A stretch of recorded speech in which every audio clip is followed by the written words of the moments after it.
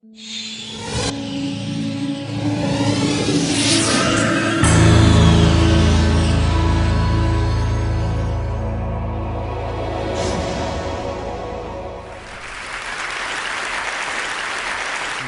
25, 26 years after the advent of the Macintosh, which was an astoundingly seminal event in the history of human-machine interface and in computation in general. It fundamentally changed the way that people thought about computation, thought about computers, how they used them, and who and how many people were able to use them. It was such a radical change, in fact, that the early Macintosh development team in 82, 83, 84 had to write an entirely new operating system from the ground up. Now, this is an interesting little message, and it's a lesson that has since, I think, been forgotten or lost or something, and that is, namely, that the OS is the interface. The interface is the OS. It's like the Land and the King and Arthur. They're inseparable. They are one.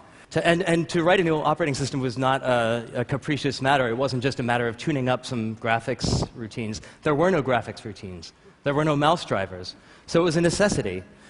But in the quarter century since then, we've seen all of the fundamental supporting technologies go berserk. So memory capacity and disk capacity has been multiplied by something between 10,000 and 1 million. Same thing for processor speeds. Networks, we didn't have networks at all at the time of the Macintosh's introduction. And that has become the single most salient aspect of how we live with computers. And of course, graphics. Today, $84.97 at Best Buy buys you more graphics power than you could have gotten for $1 million from SGI only a decade ago. So we've got that incredible ramp up. Then on the side, we've got the web and increasingly the cloud, which is fantastic, but also in the regard in which an interface is fundamental, kind of a distraction. So we've forgotten to invent new interfaces. Certainly, we've seen in recent years a lot of change in that regard, and people are starting to wake up about that. So what happens next? Where do we go from there?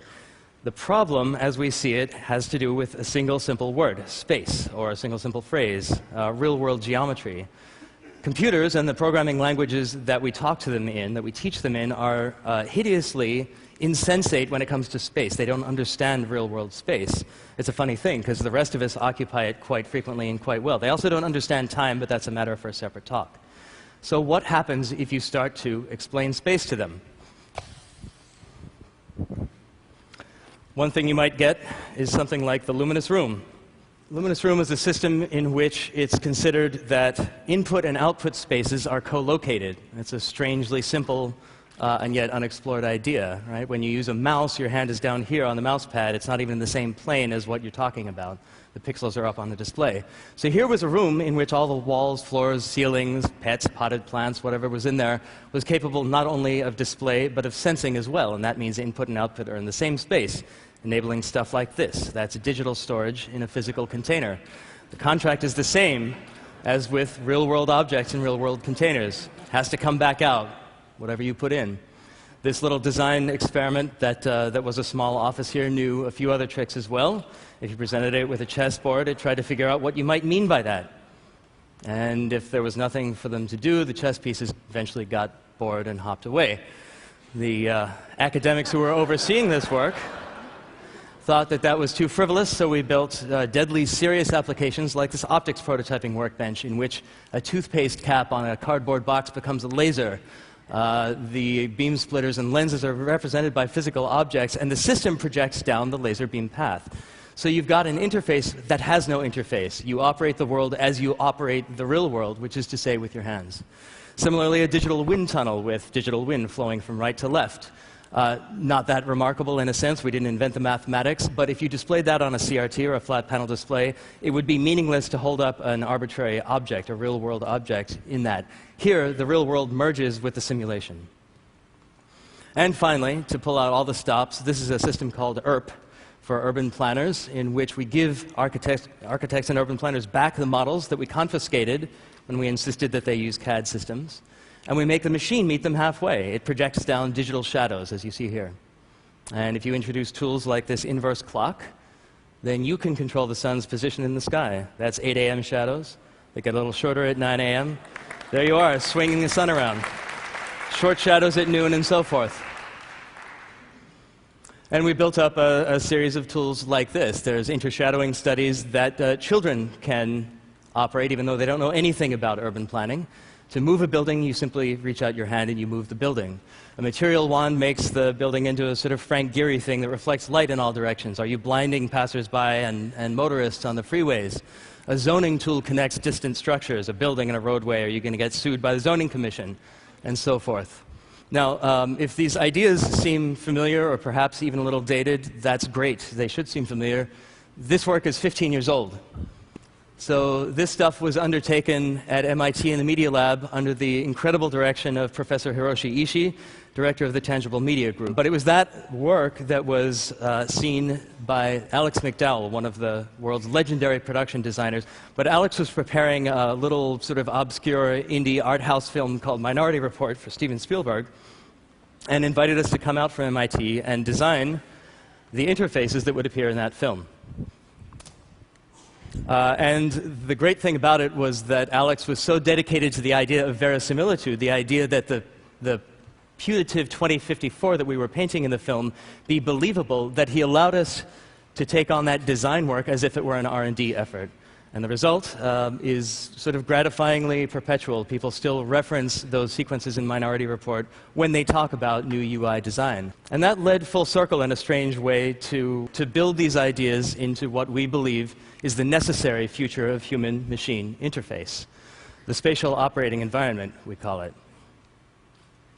So here we have a bunch of stuff, some images.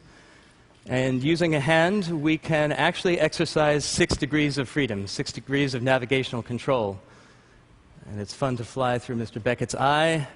You can come back out through the scary orangutan. That's all well and good. Let's do something a little more difficult. Here we have a whole bunch of disparate images. We can fly around them. So navigation is a fundamental issue. You have to be able to navigate in 3D. Much of what we want computers to help us with in the first place is inherently spatial. And the part that isn't spatial can often be spatialized to allow our wetware to make greater sense of it. Now, we can distribute this stuff in many different ways, so we can throw it out like that. Let's reset it. We can organize it this way. And of course, it's not just about navigation, but about manipulation as well. So if we don't like stuff or we're intensely curious about Ernst Haeckel's scientific falsifications, we can pull them out like that.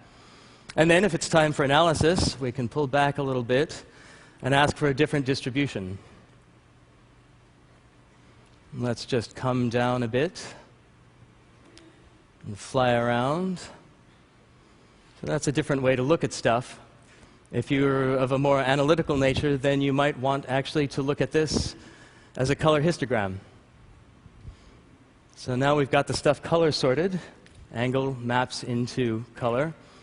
And now, if we want to select stuff, 3D space, the idea that we're tracking hands in real space, becomes really important, because we can reach in, not in 2D, not in fake 2D, but in actual 3D. Here are some selection planes, and we'll perform this Boolean operation, because we really love yellow and tapirs on green grass.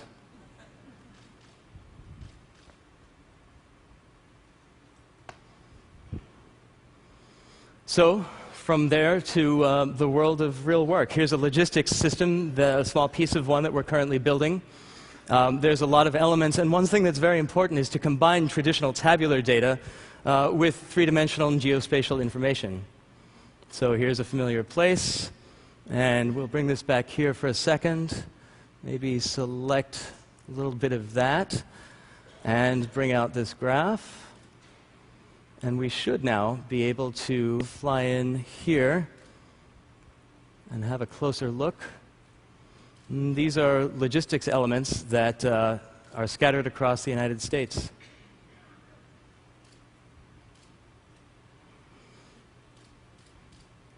One thing that three-dimensional interactions and the general idea of imbuing computation with space affords you is a final destruction of that unfortunate one-to-one pairing between human beings and computers. That's the old way, that's the old mantra, right? One machine, one human, one mouse, one screen. That doesn't really cut it anymore. So in the real world, we have people who collaborate, we have people who have to work together, and we have many different displays, and we might want to look at these various images. We might want to ask for some help. The author of this new pointing device is sitting over there, so I can pull this from there to there. These are unrelated machines, right? So the computation is space-soluble and network-soluble. So I'm going to leave that over there because I have a question for Paul. Paul is the designer of this wand, and maybe it's easiest for him to come over here and tell me in person what's going on. So let me get some of these out of the way. Let's pull this apart. I'll go ahead and explode it. Kevin, can you help?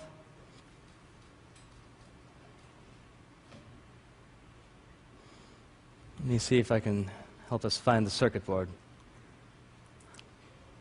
Mind you, it's a sort of gratuitous field stripping exercise, but we do it in the lab all the time. All right. So collaborative work, whether it's immediately co-located or distant and distinct, is always important. And again, that stuff needs to be undertaken in the context of space. And finally, I'd like to leave you with a glimpse that takes us back to the world of imagery. This is a system called Tamper, which is a slightly whimsical look at what the future of editing and media manipulation systems might be. We at Oblong believe that media should be accessible in much more fine-grained form. So we have a large number of movies stuck inside here, and let's just pick out a few elements. We can zip through them as a possibility. We can grab elements off the front, whereupon they reanimate, come to life, and drag them down onto the table here. We'll go over to Jacques Tati here and grab our blue friend and put him down on the table as well. We may need more than one. And we probably need a cowboy, to be quite honest. Yeah, let's take that one. You see, cowboys and French farce people don't go well together, and the system knows that. Let me leave with one final thought, and that is that one of the greatest English language writers of the last 3 decades suggested that great art is always a gift, and he wasn't talking about whether the novel costs $24.95 or whether you have to spring $70 million to buy the stolen Vermeer. He's talking about the circumstances of its creation and of its existence. And I think that it's time that we asked for the same from technology. Technology is capable of expressing and being imbued with a certain generosity. And we need to demand that, in fact. For some of this kind of technology, ground center is a combination of design, which is crucially important. We can't have advances in technology any longer unless design is integrated from the very start, and as well as of efficacy, agency. We're, as human beings, the creatures that create, and we should make sure that our machines aid us in that task and are built in that same image. So I will leave you with that. Thank you.